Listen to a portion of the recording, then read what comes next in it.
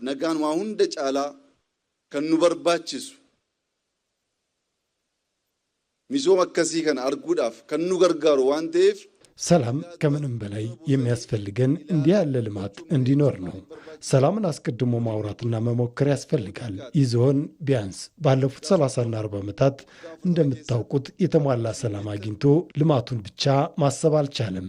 ከኛ የልጅነት ዘመን አንስቶ የአካባቢ አንዴ ሰላም ይሆናል፣ ሌላ ጊዜ ደግሞ ችግር ውስጥ ይገባል። በልማት ላይ አተኩሮ መስራት ግን አልቻለም።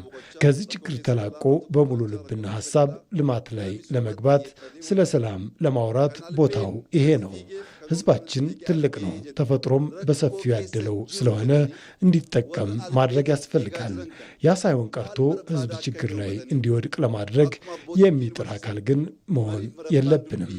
በግጭት አውድ ውስጥ ያሉትም እንደ ባህሉ በመነጋገርና በመወያየት ሰላምን በማስቀደም ይበቃል፣ ሰላም ይሻለናል ሊባል ይገባል።